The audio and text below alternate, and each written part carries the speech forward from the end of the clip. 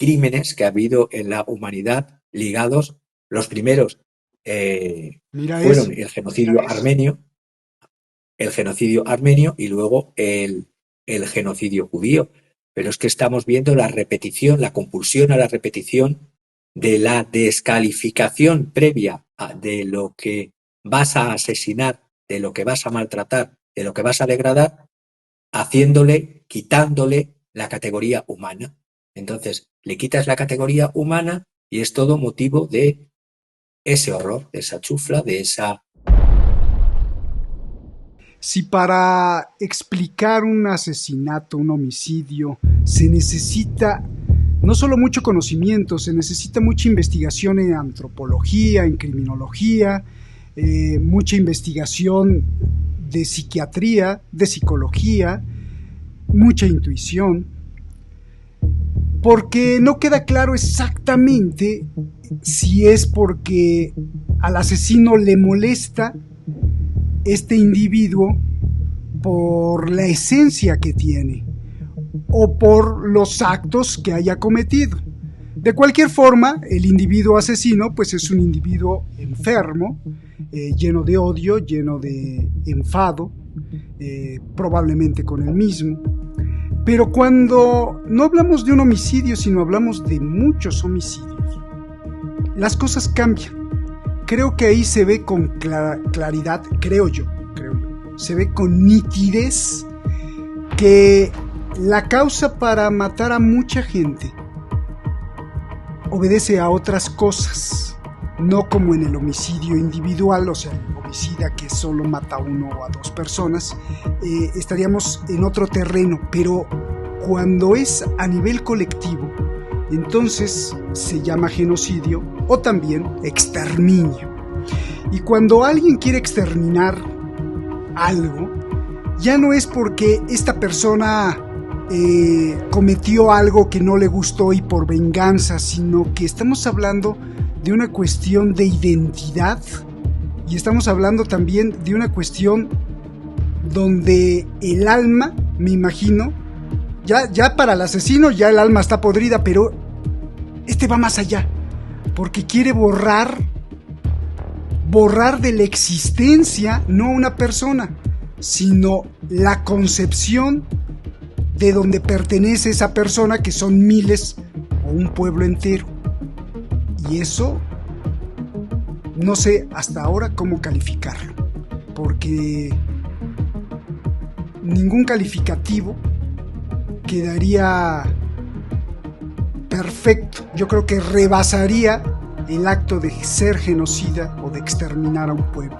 Y eso nos los va a aclarar Javier Martínez en esta clase magistral, porque hoy vamos a hablar justamente de esto, del exterminio. Igual estoy yo al revés y estoy mal, y bueno, pues también Javier me va a decir, no, te equivocas, las cosas son así.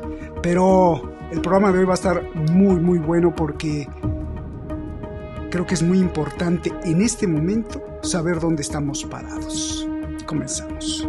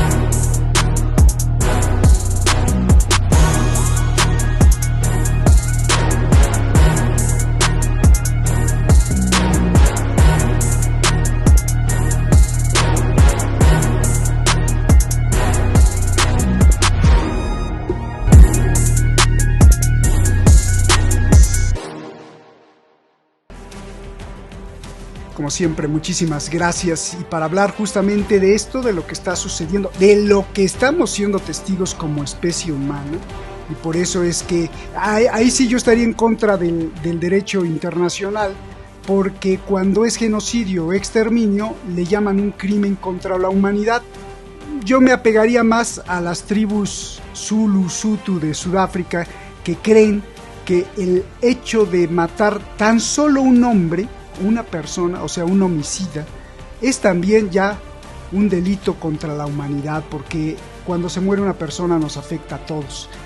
Pero bueno, pues sí hay una distinción para darle un poco de jerarquía o de clase o por lo menos clasificar. Una cosa es ser un genocida, como para mí también Benjamín Netanyahu, y como para otros en La Haya, que ya lo acusaron, y otra cosa es ser un simple homicida. Ambos quitan la vida, pero el otro nos los va a explicar Javier Martínez. Época de exterminio, Javier, bienvenido, gracias por esta clase magistral, y bueno, pues adelante, te vamos a escuchar con mucha atención.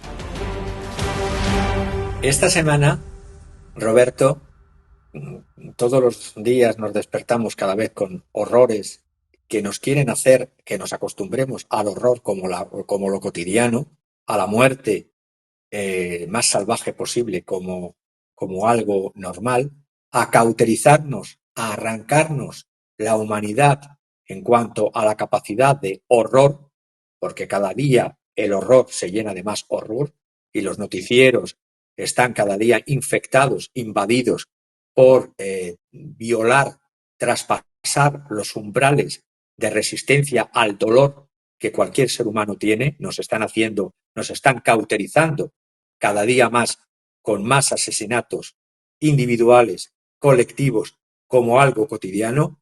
Y cuando esta semana el ejército sionista ha atacado las bases de la UNIFIL, es decir, de las fuerzas de paz de Naciones Unidas en el Líbano, se han empezado a rasgar las vestiduras como si fuera la primera vez que el Estado de Israel, o antes de incluso de su constitución, las fuerzas del sionismo hubieran hecho algo similar. Y es que por eso tú en el introito, en la introducción, has hecho muy bien diciendo que hay que analizarlo desde muchos puntos de vista: histórico, filosófico, cultural. No hay que olvidar la historia. El 22 de julio del año 46, unas organizaciones que son las organizaciones fundamentadoras o sustentadoras de lo que luego sería el Estado sionista, el Estado de Israel. Estoy hablando de organizaciones paramilitares calificadas como terroristas. En el año, repito, 1946, cuando Palestina estaba bajo mandato británico, el 22 de julio, estas organizaciones, entre ellas la Haganá, el Irgun, decidieron volar el hotel Rey David en Jerusalén, donde se alojaba el mando de las tropas británicas en Palestina y Cisjordania, y causaron 91 muertos y 46 heridos. Todo porque sus protectores británicos, no olvidemos, protectores británicos, la corona británica protectora desde la declaración de Lord Balfour de la inmigración judía o hebrea a Israel, a Palestina. Todo esto eran bandas. La banda Stern, que luego el nombre oficial era Lehi, también la banda Irgun, la banda Haganá. Todas estas bandas paramilitares terroristas, hoy día definiríamos como organizaciones terroristas, son autores, ya antes de la constitución del Estado de Israel, de masacres de palestinos, por ejemplo, en la aldea de Deir Yassin. Y algunas de estas bandas tenían especiales simpatías por el nazismo, la banda Stern, por ejemplo, o incluso el Irgun, que se destacaron en asesinatos también selectivos contra Lord Moyne, por ejemplo, o contra Lord Bernadotte, el mediador de las Naciones Unidas, también fue asesinado por ellos. También llevaban ataques no solo contra los británicos fuera de Palestina, uno ocurrió en Roma, sino en el momento de la fundación del Estado de Israel.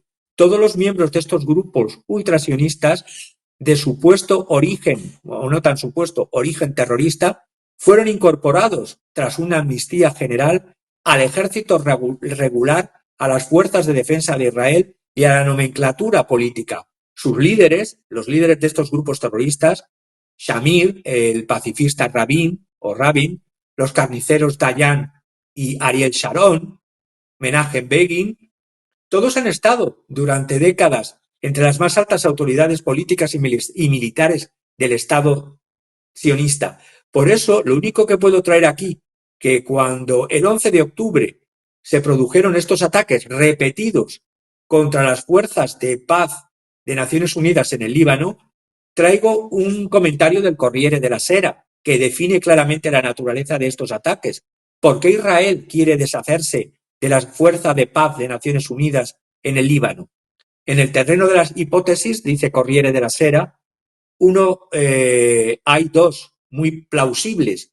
Una es una imagen internacional y otra militar. Israel no quiere que las fuerzas de paz de Naciones Unidas en el Líbano, UNIFIL, puedan ser testigos de sus combates, de sus crímenes, de sus masacres, usando armas químicas prohibidas como el fósforo blanco, ya denunciado por la Organización de Naciones Unidas.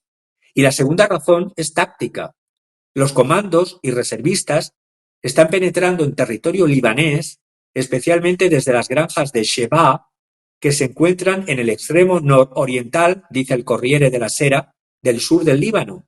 Si las fuerzas de paz de la ONU, la UNIFIL, se retiran, se abriría entonces un corredor a lo largo de la costa al suroeste de la zona en disputa y los israelíes podrían así, dice el Corriere della Sera, realizar una clásica maniobra de pinza con las unidades procedentes de las granjas y los combatientes de Hezbollah quedarían atrapados.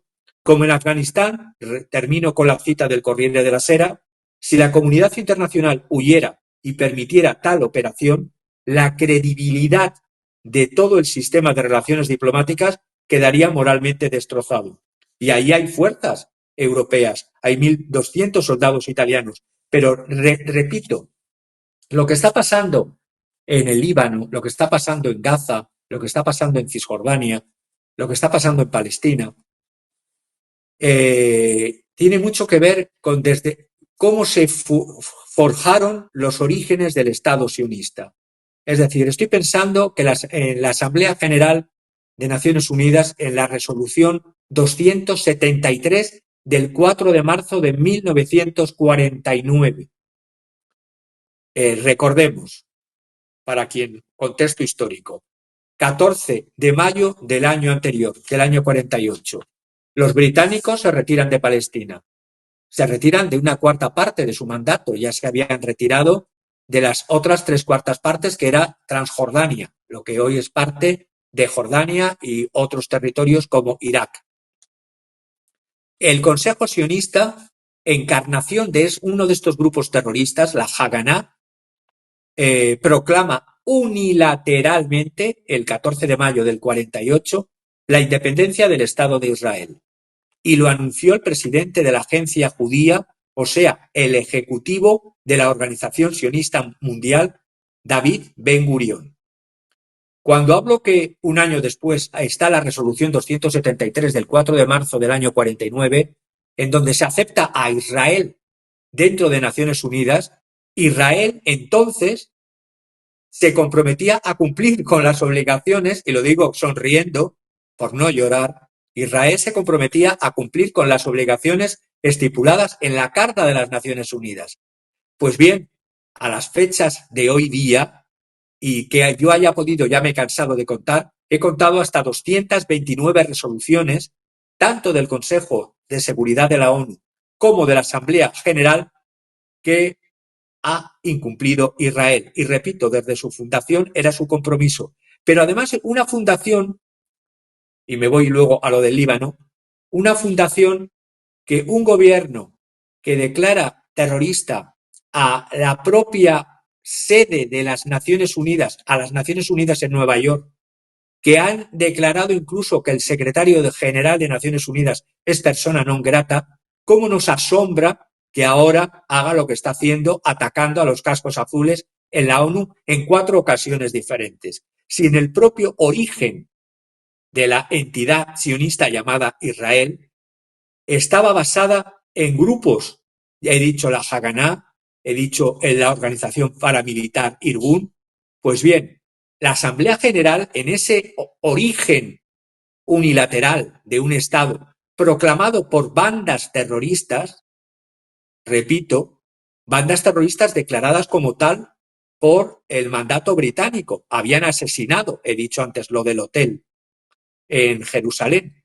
La Asamblea General dijo de Naciones Unidas que no correspondía en derecho a ningún grupo paramilitar como Hakaná proclamar un Estado. Es como si en el terrorismo de ETA hubiesen ganado los terroristas de ETA y declarasen unilateralmente la constitución de un Estado vasco independiente. Pues eso es como las propias Naciones Unidas, en su origen, la Asamblea General, dijo que no correspondía a un grupo paramilitar, se llamase Haganá, que es en la traducción al español, es la defensa, era una organización paramilitar, otra creada en el año 20, época del mandato británico, y la base de las fuerzas de defensa de Israel posteriormente. La otra organización paramilitar que he comentado, Irgun Sevai Leuji, estaban como líderes Vladimir Jabotinsky y Abraham Tehuti, o no lo sé pronunciar en hebreo.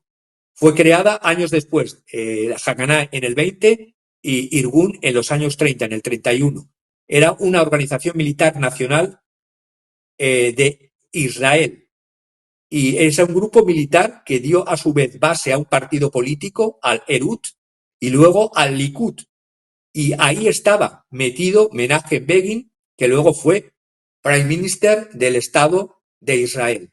Entonces, cuando estamos viendo que se proclama unilateralmente por organizaciones paramilitares un Estado, que la Asamblea de Naciones Unidas, en la resolución 273, considera, acepta a Israel en la ONU, pero lo acepta con unas condiciones. Primero, que debe de cumplir con las obligaciones estipuladas en la Carta de Naciones Unidas. Ya he dicho que más de 229 he contado que no las ha cumplido nunca.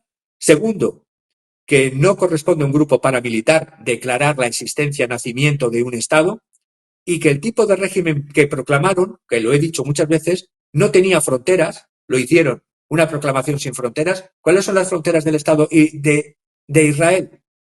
Pues todo Oriente. Tampoco proclamaron si era una república laica o una teocracia.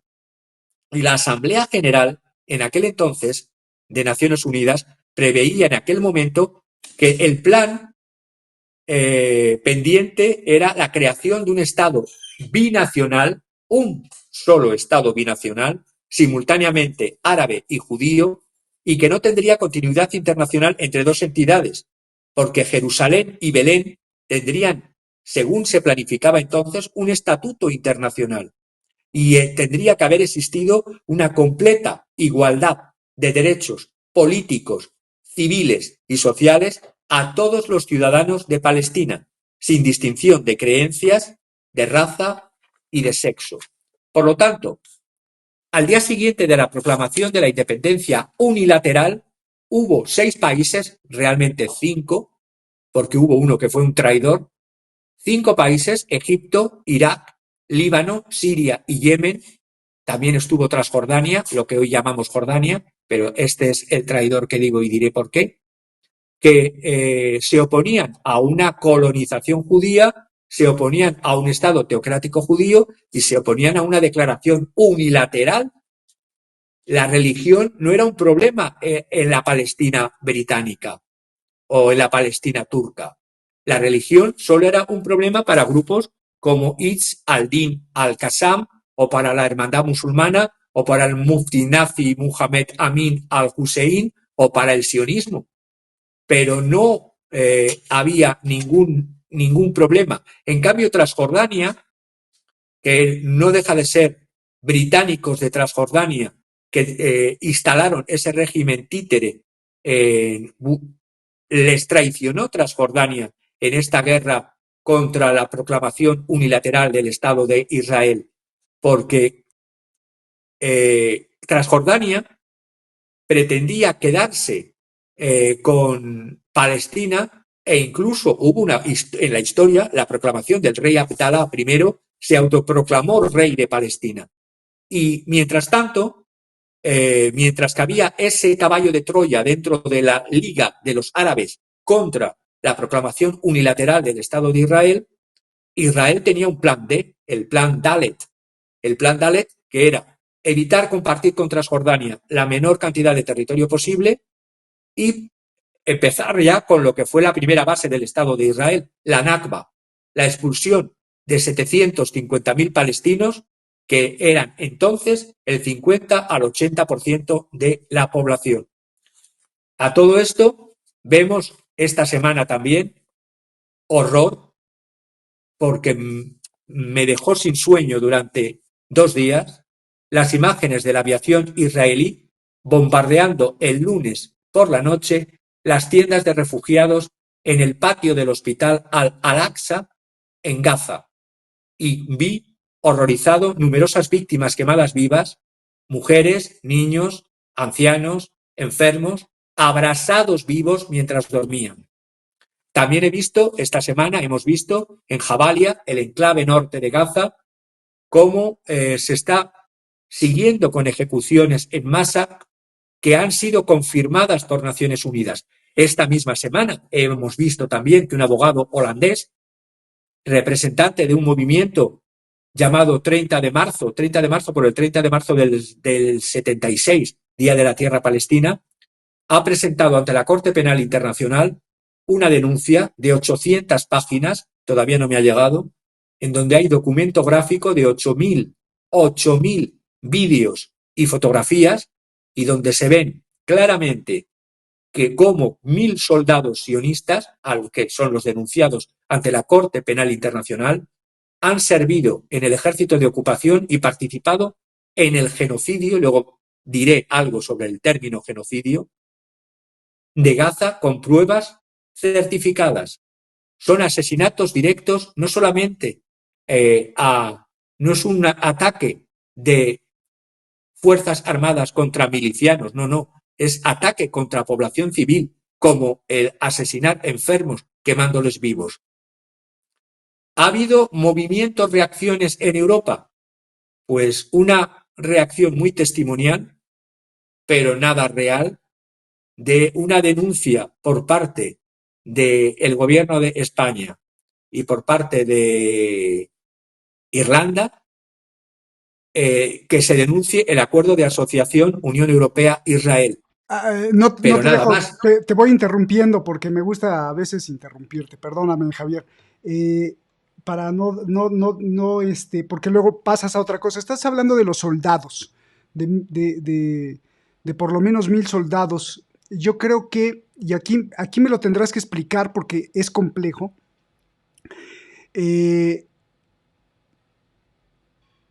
Esta sed de genocidio no creo que solo sea de un líder o de una persona, sino que está inmersa en muchos israelíes.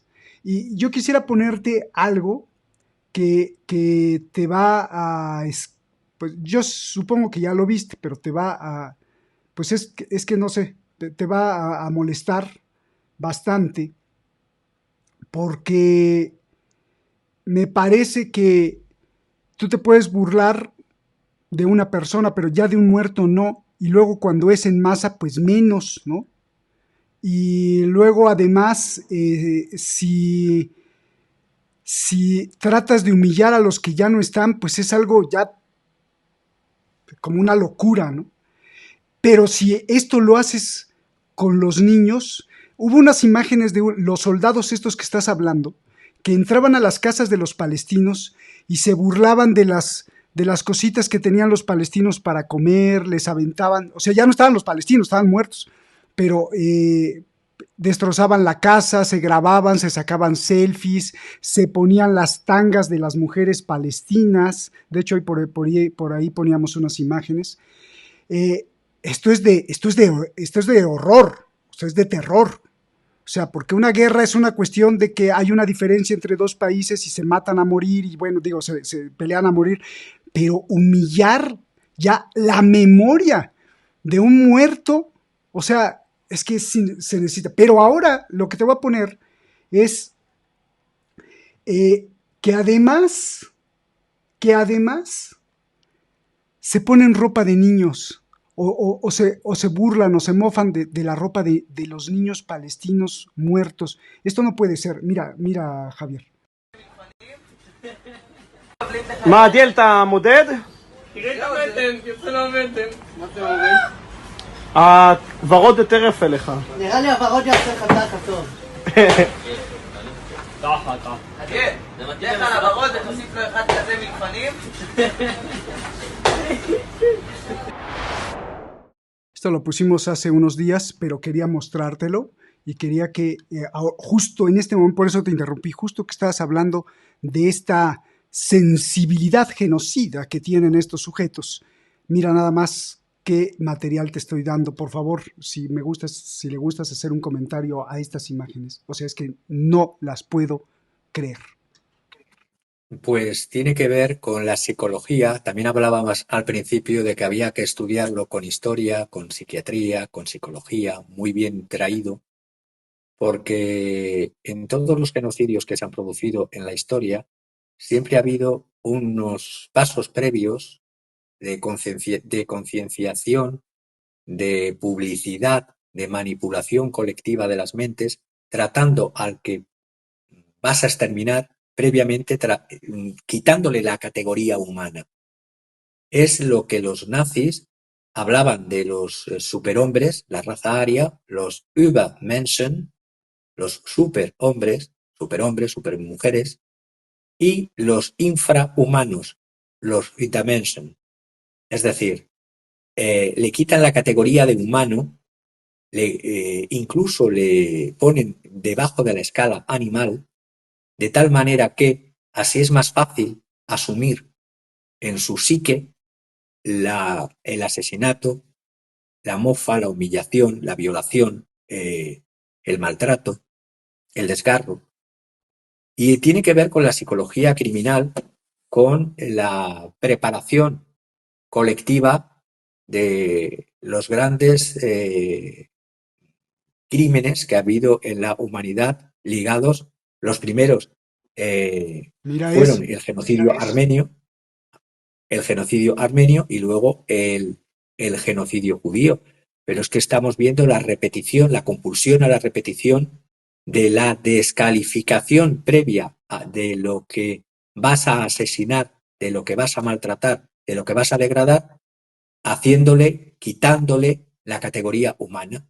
Entonces, le quitas la categoría humana y es todo motivo de ese horror, de esa chufla, de esa degradación moral, porque comparten totalmente una base, aparte de lo psiquiátrico y de lo psicológico, una base de nihilismo pasivo, es decir, un amor al caos y a la destrucción. Los únicos valores que pueden aportar este tipo de personas, de seres, los sigo llamando personas y seres, es destrucción. Y por eso cuando hablamos de la exterminación, el siguiente tema que vamos a tratar de la exterminación, he traído un texto de un periodista norteamericano. Aquí no estamos trayendo más que voces renombradas y reputadas de Occidente, es decir, no las traigo del otro lado, de Oriente. Este periodista, que fue ganador además de un premio Pulitzer, que ha sido corresponsal de guerra especializado en América y en Oriente Próximo, es Christopher Lynn Hedges. En un artículo que he leído y que voy a extractar para todos nosotros hoy, porque da datos concretos y reales sobre la situación, habla justamente de la exterminación lograda por Israel. El genocidio de Israel ha alimentado los rangos de la resistencia palestina, las filas de la resistencia palestina, ha transformado a Israel, por otra parte, y a los Estados Unidos en parias despreciados a nivel global. Ellos Israel con su genocidio en Palestina y ahora en el Líbano y los actuales Estados Unidos de América ganarán sin duda esta ronda de asesinatos. Por supuesto, porque al muerto no se les reemplaza, a los muertos no se les reemplaza. Pero están firmando la sentencia, dice Hedges, su propia sentencia de muerte. La exterminación está funcionando. En un primer momento es la terrible lección que nos da la historia. Si nada les para a Israel y ninguna potencia exterior parece querer que se cese con este genocidio y escarnio brutal, con esta destrucción de Gaza y del Líbano, van a lograr los objetivos de despoblar y de anexarse o tomar el norte de Gaza y transformar el sur de Gaza en una fosa común. Los palestinos, repito, han sido quemados vivos, diezmados por bombas y mueren de hambre y de enfermedades infecciosas hasta su expulsión. Por lo tanto, esto también es el objetivo de destruir el Líbano. En el Líbano ya llevan más de 2.260 personas asesinadas y más de 1.000.000 de libaneses, han sido desplazados con el objetivo de hacer un Estado fallido. Y también se está dando pasos acelerados por parte de Netanyahu y de su gabinete para obligar a los Estados Unidos a entrar en guerra contra Irán. O eso es lo que están pretendiendo. Los dirigentes israelíes babean, dice Hedges, públicamente con la idea de asesinar al dirigente iraní Ayatollah Ali Hosseini Khamenei. Y también fantasean con ataques aéreos sobre las instalaciones nucleares y petroleras de Irán. El primer ministro Benjamin Netanyahu y su gobierno que dirigen, y los que dirigen la política en la Casa Blanca, voy a dar nombres como dice Hedges, Anthony Blinken. Anthony Blinken fue educado por una ferviente y ferviente, lo digo como ciega familia sionista. Anthony Blinken, sí. Brett McGurk, este diplomático, abogado y académico de Estados Unidos, con cargos en las administraciones en seguridad nacional, con George W. Bush, con Barack Obama, con Donald Trump, asistente adjunto del POTUS Biden, nació en su mente como un neocon, se formó como un neocon prosionista. El otro que está en el gabinete de Estados Unidos, Amos Hochstein, nació en Israel y sirvió al ejército israelí. Y por último, Jake Sullivan, creen en una doctrina, que es la doctrina de la violencia por la violencia. Es decir, no han tenido el ejemplo, no han aprendido los ejemplos de Afganistán, de Irak, de Siria o de Libia, o del Vietnam incluso.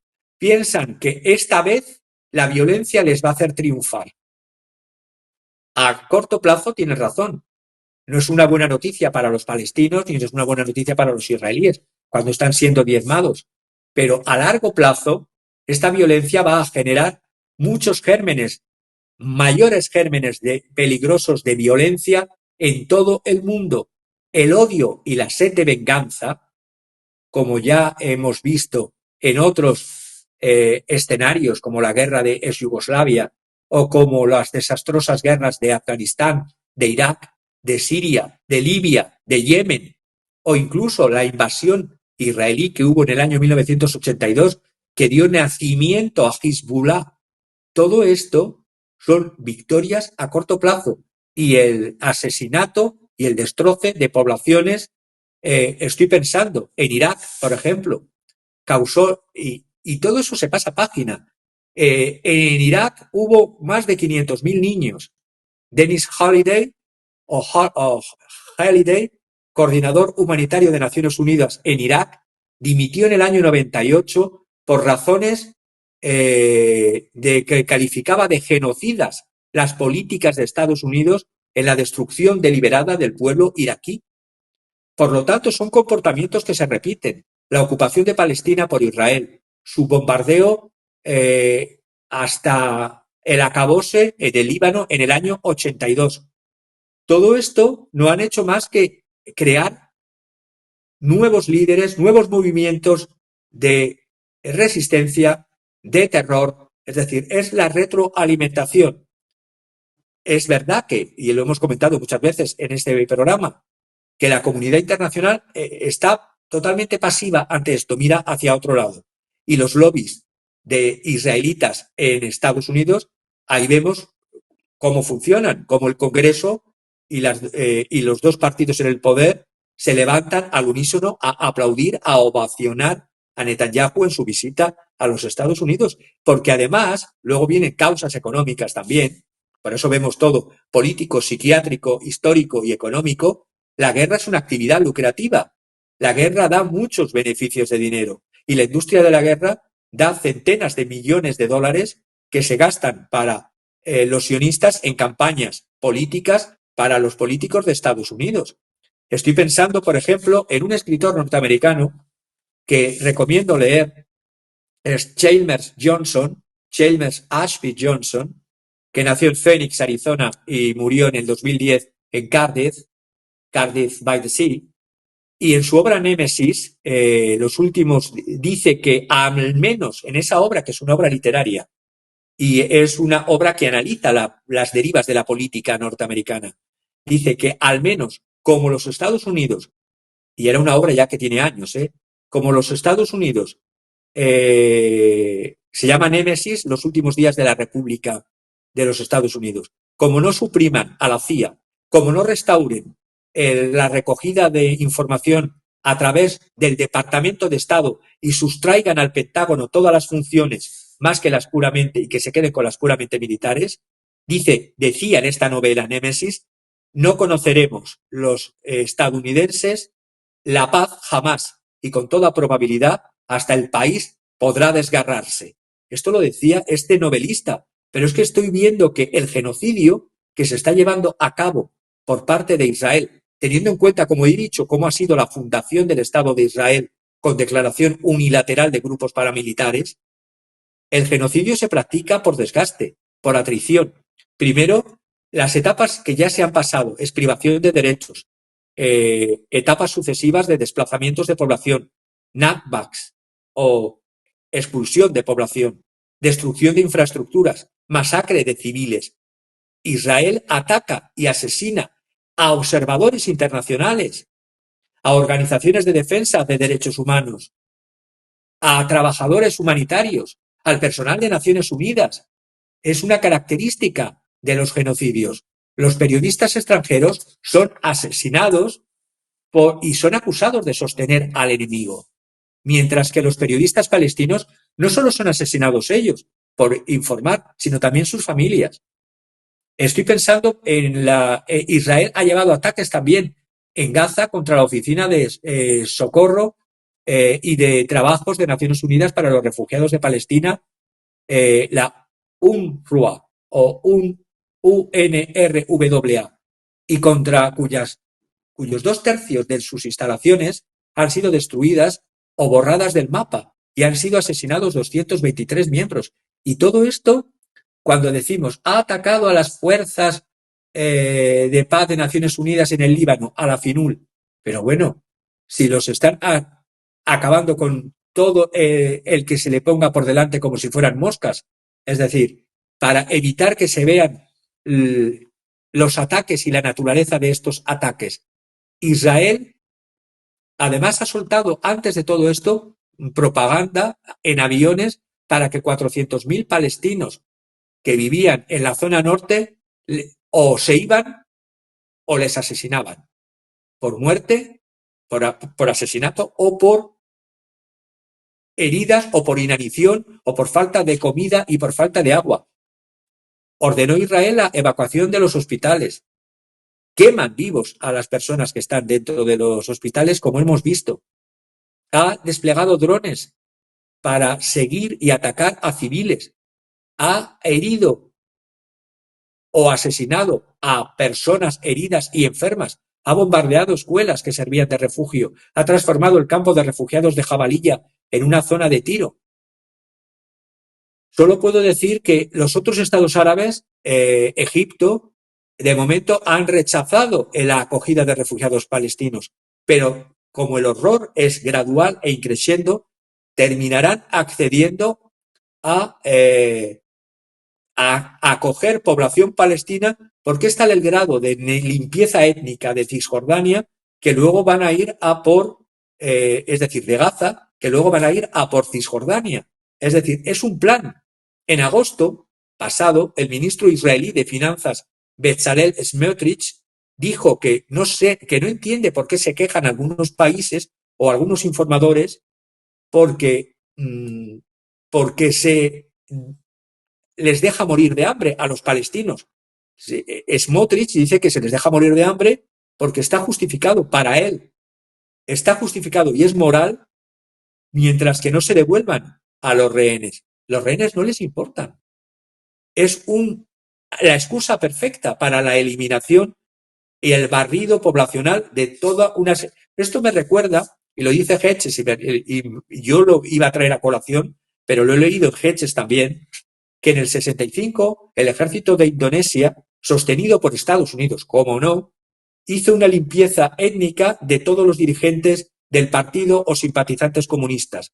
El baño de sangre fue tal, hubo escuadrones de no solamente militares, sino paramilitares y bandas paramilitares que diezmaron el movimiento sindical, diezmaron a toda la clase de intelectuales y artistas o partidos de oposición o líderes estudiantiles que se oponían al poder en Indonesia en aquel entonces, que de todo esto, luego después se ha echado borrón y cuenta nueva, y de todas estas masacres, hoy día los que han sido asesinos en Indonesia, porque luchaban contra el comunismo, hoy día son aclamados como héroes políticos. Los 3 millones de jóvenes de Pancasila, que era el movimiento paramilitar indonesio, de los similares a los camisas pardas de las juventudes hilerianas, que participaron en este año 1965 en este genocidio, hoy día son presentados como pilares de la nación. Esto ha pasado en Israel. Los que eran de grupos paramilitares luego fueron políticos y líderes de la patria del Estado de Israel. Es decir, los genocidios actúan así. Recomiendo ver como en Israel un documental que lo ha hecho Joshua Oppenheimer, The Act of Killing, donde se ve cómo una sociedad puede, después de un genocidio, venerar a los asesinos en masa. Y estos en este documental, The Act of Killing, de Joshua Oppenheimer. Las masacres de Vietnam, de Afganistán, de Irak, todo esto a determinados líderes de la administración y del establishment de los Estados Unidos lo han tapado, y no hay ninguna investigación realmente sobre toda esta guerra que fue caracterizada, la guerra en Afganistán y en Irak, como una tecnoguerra y con un concepto de exterminio. Es lo que están haciendo ahora en Israel con tecnología, una tecnoguerra. Y todo esto, mucho me temo que si los pueblos y las naciones no dicen nada, con el tiempo será tapado y los muertos se habrán convertido en polvo y no habrá pasado absolutamente nada. Es más o menos como lo que pasó con el Vietnam, y como lo señala otro reportaje, Kill Anything That Moves, es decir, matar a todo lo que se mueve, The Real American War in Vietnam, de Nick Turse, que ahí vemos cómo deliberadamente se mutilaron, se abusó, se golpeó, se torturó, se violó, se hirió, se asesinó a centenares de millares de civiles no armados, comprendiéndose incluso mujeres y niños entre los objetivos deliberados para destruir. Y todo esto, a las fechas en las que estamos, en el 2024, lo único que se recuerda del Vietnam es como si hubiera sido una guerra entre dos iguales, pero no se recuerdan todas estas víctimas. La capacidad de los genocidas de querer borrar la historia el genocidio israelí ha revuelto, sí, a 1.900.000 musulmanes del mundo entero, pero la realidad es que las dictaduras y los regímenes corrompidos de las monarquías del Golfo no hacen absolutamente nada, absolutamente nada. Y lo único que veo es que la ley americana que exige que los gobiernos que suspendan, por ejemplo, las entregas de ayudas humanitarias, como ya comentamos hace unas semanas en este mismo programa, no podría librársele ni dinero ni armas, pues estas propias leyes americanas son violadas por la propia administración y por el propio Congreso de los Estados Unidos cuando se sigue vendiendo armas a una administración en Israel que no solamente está causando estos horrores genocidas, sino también los propios organismos de Estados Unidos, de dos organismos que informaron, ya lo dije también hace días, a Anthony Blinken, diciendo que se estaba deliberadamente bloqueando las ayudas humanitarias en Gaza, han sido rechazados. Es decir, se viola la propia ley americana porque está en las propias bases de determinados tipos de gobernadores, de determinados tipos de políticos, que el genocidio sienta muy bien, porque luego se tapa y no pasa absolutamente nada.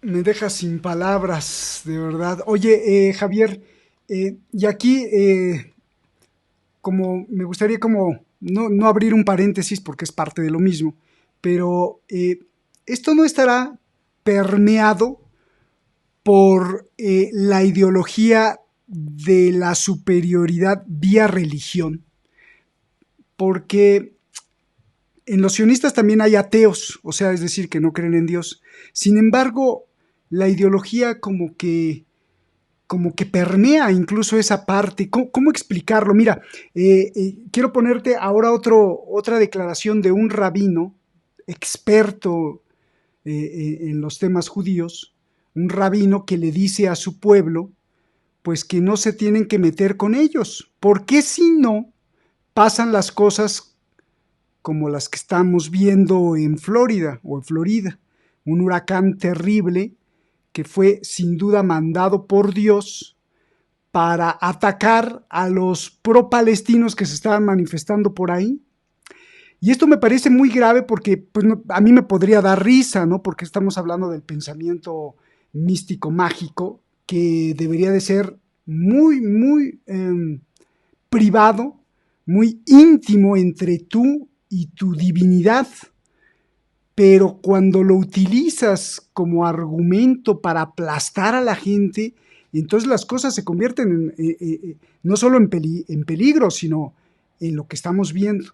Me gustaría que vieras a este señor, a este rabino, con la calidad moral que se expresa, cómo utiliza a Dios para justificar ya no la invasión, ni la expansión, sino simplemente, pues por ejemplo, ahora según este señor me caería a mí un rayo y a ti otro, ¿no? Por andar criticando las cosas.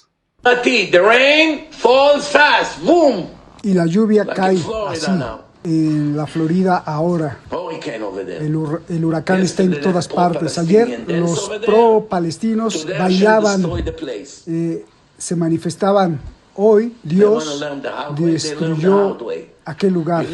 Ellos quieren aprender la forma dura, la mano dura. Ellos aprenderán la mano dura. Tú dejas a aquellos más que se manifiesten y al día siguiente el lugar será destruido. Pones a Dios furioso y te atienes a las consecuencias. Estados Unidos hizo una decisión contra Israel. Días después, Nueva Orleans fue toda inundada. Algunos líderes cristianos hablaron. Ellos dijeron, cada vez que nosotros hacemos algo contra la gente del pueblo elegido, inmediatamente nosotros tenemos un desastre natural. Alguien hizo un video de cada decisión que los estadounidenses hicieron traicionando a sus mejores amigos, a su mejor aliado Israel. Inmediatamente Dios respondió con una tragedia masiva. El 11 de septiembre, Nueva Orleans, los tifones, los huracanes, todo tipo de cosas. Algunos cristianos hicieron un video y tú tienes que verlo, es increíble.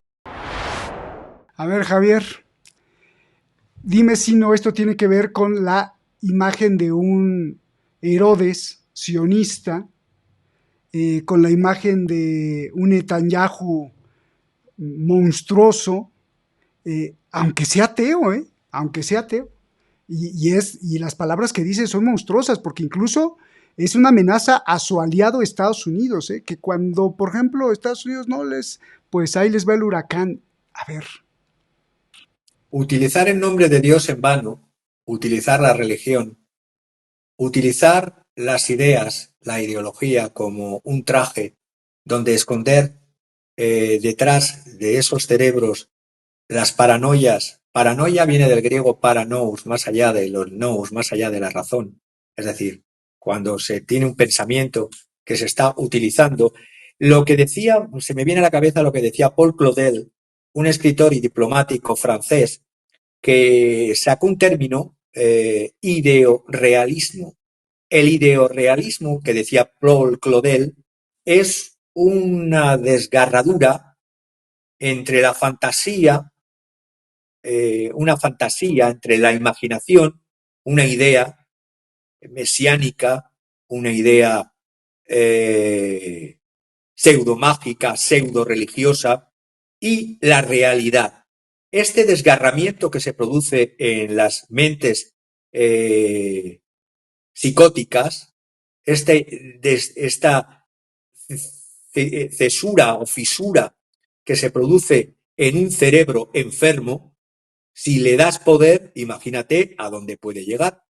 Paul Claudel, cuando hablaba de ideorealismo, de desgarrada, una oscilación desgarrada, repito, llena de fantasía entre la imaginación, unas ideas delirantes, un delirio, y la realidad, en su forma histórica, ha dado muchas variantes. No solo el régimen nacional socialista, sino la idea de la defensa de un orden mundial jerárquico basada en la subordinación de las naciones pequeñas o de los pueblos o de los estados pequeños a potencias hegemónicas porque así lo ha querido Dios o porque así lo ha querido cualquier enajenación delirante.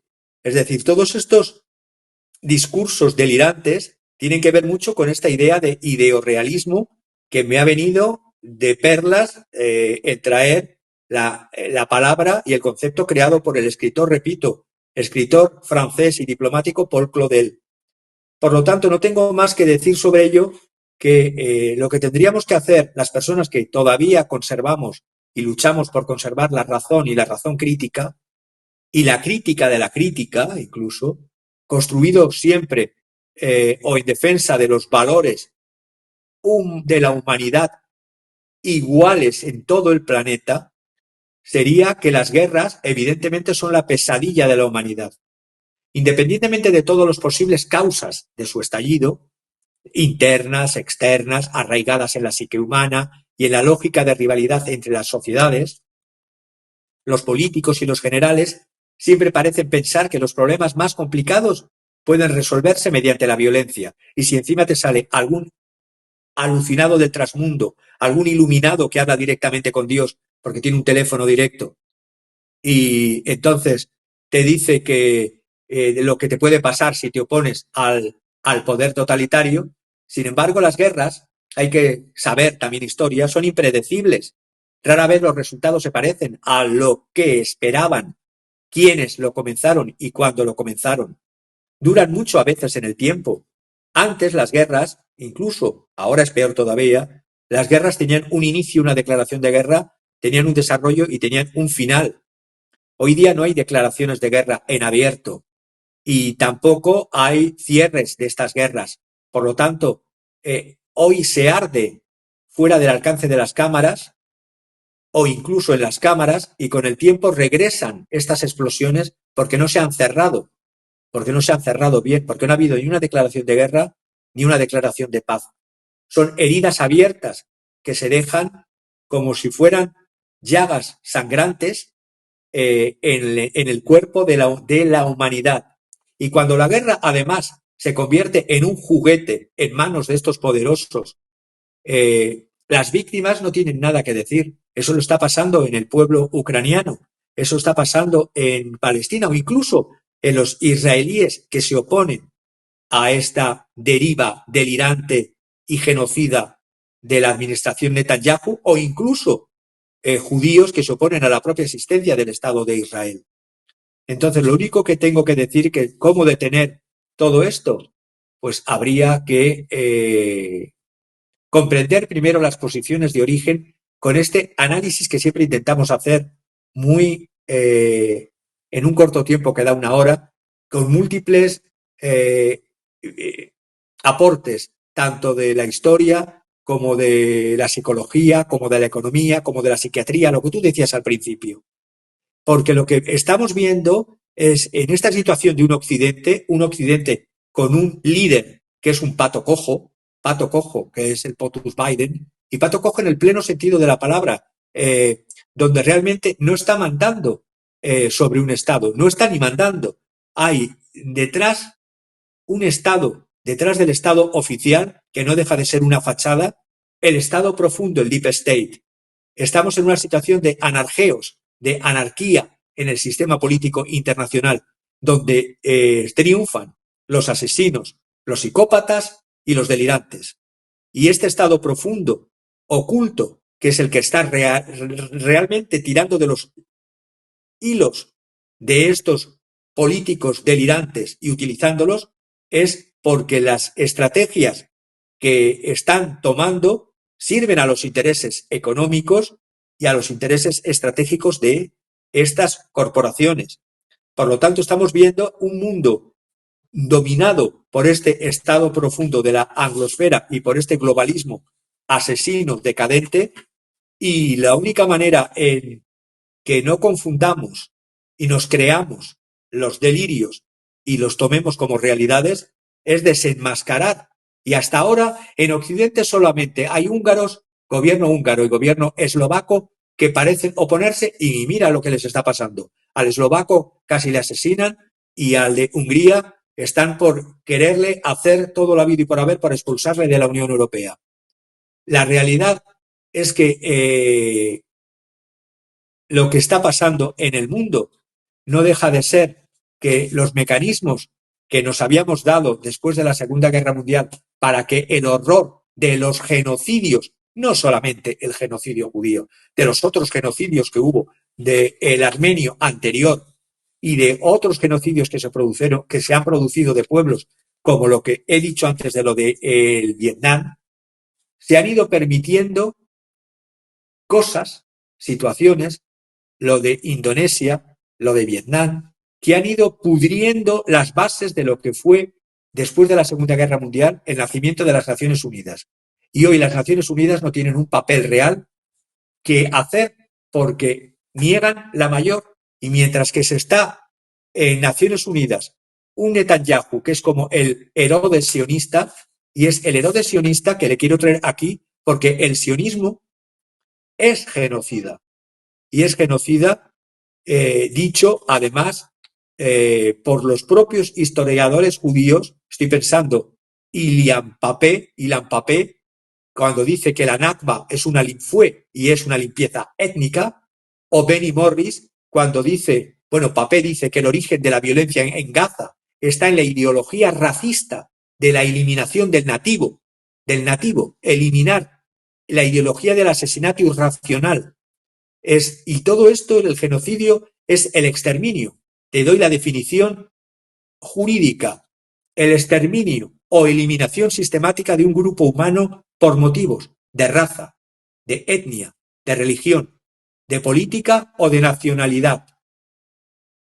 El genocidio, en el caso palestino, ya lleva 76 años de exterminio sistemático. Es lo que el historiador israelí Ilan Papé denomina como genocidio gradual, lo que significa que no hay un momento único dramático de un asesinato en masa, sino que es un poco a poco. Por ejemplo, la ciudad de Gaza, la principal urbe de la Franja de Gaza, la que era más poblada de Palestina, con cerca de 700.000 habitantes, a fecha desde el 7 de octubre, ha quedado reducida a polvo. Todo lo sólido se desvanece en el aire, todo lo sagrado es profanado. Incluso hay líderes que se atreven a tomar el nombre de Dios en vano y a usarles diciendo que ellos son los que interpretan las palabras de Dios y que ese es el castigo, como lo que me has puesto antes, de ese delirante. Escuelas, templos, hospitales, universidades, viviendas. Igualmente, como en el caso de Khan Yunis, otra ciudad devastada. El holocausto no ha terminado con los holocaustos del 40-45 del nacionalsocialismo de Adolf Hitler. Ha habido holocaustos antes, durante y después, pero antes había la capacidad de resistencia y la capacidad de protesta. Pienso en las protestas contra la guerra de Vietnam, pienso contra las protestas contra el régimen nazi. Pero actualmente estamos teniendo un infanticidio nazifascista similar a lo que era en los infanticidios nazifascistas, y lo hace el infanticidio sionista. Y todo esto me hace pensar en Herodes. Herodes, en el Evangelio de San Mateo, Herodes, rey de Judea, ordenó que todos los niños menores de 2 años que vivieran cerca de Belén deberían ser asesinados, después de escuchar que el rey de los judíos acababa de nacer. La matanza de inocentes, este legendario infanticidio bíblico, legendario y de leyenda, se hace realidad histórica 2 milenios después. El Estado sionista, parafraseando a Marx, nació chorreando sangre y lodo por todos los poros, desde los pies a la cabeza, especialmente chorreando sangre de niños y niñas palestinas. Y en el mes de mayo, creo que fue, que es cuando se cumplió los 76 años del Estado de Israel, vemos que su naturaleza, en su origen terrorista, como estaba diciendo antes, de esos grupos terroristas al principio de la intervención de hoy, luego ha acogido a esos miembros y les ha hecho primeros ministros del Estado de Israel. Pienso en Menachem Begin, que cometió en abril del 48 una masacre, la masacre contra el pueblo árabe de Deir Yassin, en las afueras de la Palestina ocupada. Y luego llegó a ser primer ministro. Por lo tanto, lo único que se me ocurre es, no tenemos más tiempo, ver las dos imágenes que quería traer hoy de meditación. Las dos imágenes, uno es un cuadro, es una obra de El Grito, se llama, de Omar Star, de un artista tunecino, y la otra es una obra creada por la inteligencia artificial, el sobrecalentamiento, que habla del sobrecalentamiento de la Tierra, pero yo lo quiero hacer aquí, a llegar a la destrucción de la vida en la Tierra. Con esta primera obra, la obra El Grito, llamada así, de Omar Star, lo único que se me ocurre es traer un poco de un poema de un poeta palestino, Mahmoud Darwish, que nació en Palestina, en Albirma, en el año 41 y murió en Houston, Texas, en el 2008. Y el poeta habla de la niña y del grito. Y quiero, con la imagen, leerlo. En la playa hay una niña. La niña tiene una familia. Y la familia una casa. La casa tiene 2 ventanas y una puerta. En el mar, un acorazado se divierte cazando a los que caminan por la playa.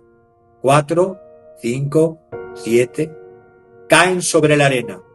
La niña se salva por poco. Gracias a una nube de niebla, una mano no divina que la ayuda. Grita, Padre, Padre, levántate, regresemos. El mar no es como nosotros. El Padre amortajado sobre su sombra, a merced de lo invisible, no responde. Sangre en las palmeras, sangre en las nubes.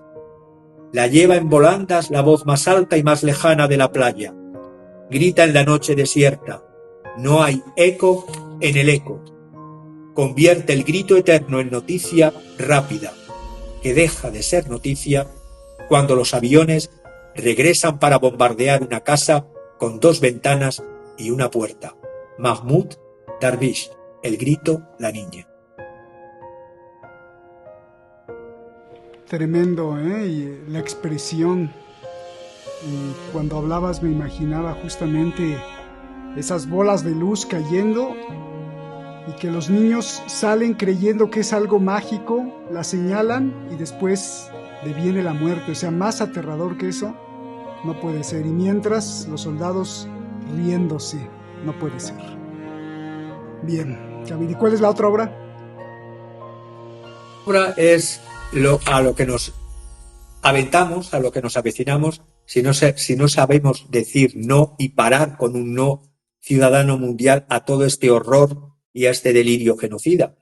Y es una obra creada por inteligencia artificial que quería hacer mención a el sobrecalentamiento, el calentamiento, pero no tanto el calentamiento por el desarrollo de la industria, sino el calentamiento de hombres de negro, de hombres grises, de hombres oscuros, que violan la sacralidad de la tierra, violan la sacralidad de la especie humana, violan la sacralidad de la naturaleza, violan la sacralidad de la existencia. Y entonces, en esa bola de fuego que han provocado, se consume la vida de animales, de plantas, de personas, de la existencia en sí. Y esto es lo que nos vamos directos si no sabemos como individuos, como humanos, como seres libres todavía, parar.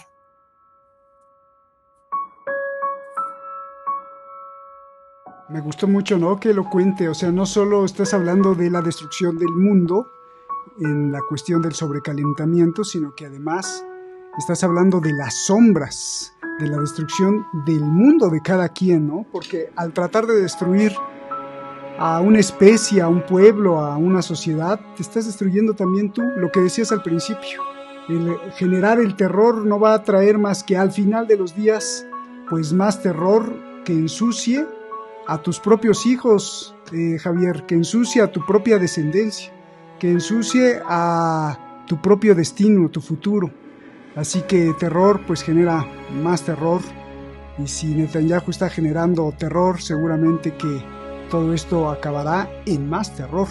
Y eso es lo que denuncias y lo que denunciamos aquí, que hay que tener mucho cuidado, hay que frenar a este sujeto ya, pero sobre todo tus gobiernos europeos pues se quedan de brazos cruzados. Ahí veía al señor Pedro Sánchez aprovechar la ocasión para decir cifras y denunciar. Sí, pero a la hora de la hora, a ver, pues párale, embárgale, quítale, no le des más armas. Ah, no, bueno, hay que hacer, nada más lo dejan en verbo infinitivo. Hay que hacer, pero se necesitan pantalones, se necesitan, como se dice en México, huevos para hacer algo, Javier. Gracias por esta clase magistral, gracias, y sin duda, pues mucha gente te lo va a agradecer como siempre. Gracias, Javier. Creo que ha sido, pues, muy profundo, doloroso, sobre todo escuchar toda esta explicación que nos das. Es doloroso porque la máquina de guerra parece ser que no se para. Y un último apunte. Desde que empezó Detrás de la Razón, yo siempre decía que la construcción del tercer templo, el Gran Israel, obedecía no solo a cuestiones geopolíticas o de búsqueda de poder, sino que también obedecía a cuestiones mágicas, a cuestiones más allá de la razón, de la paranoia, de creer que viene algo y un poder sobrenatural y que ellos tienen que seguir ese camino. Y mira, el Gran Israel parecería que pues sí estaba impreso en la emoción, en la intención y en el plan de algunos locos sionistas, no de todos. O sea, decir, bueno, es que sí, eso es un poco más imaginario, pero sí está en algunos locos, pero ahora está en todos los soldados, por lo menos. Está en muchos israelíes que ven con derecho a lo que dijo el rabino, a robarse parte del Líbano, de Irak, de Siria, de Egipto. Y entonces, bueno, pues lo que estamos viendo, están haciendo bien para ellos. Así que pues hay que estar denunciando constantemente, porque ayer vi a una comunicadora muy prestigiada, entre comillas, en México, decir una verdadera tarugada como que jamás son los terroristas y la gente buena pues son Netanyahu y los demás. Imagínate nada más. Entonces, pues bueno. Gracias, Javier. Perdón, es que me enfado mucho, pero bueno. Nos vemos. Gracias por esta clase magistral. Y te dejo con esto. Te dejo con el soldado, un militar, que nos promete que van a acabar con todo y además van a reclamar su tierra. Y esto es patético. Un abrazo, hermano. Un abrazo a todos. Gracias y nos vemos hasta la próxima. Escuchen.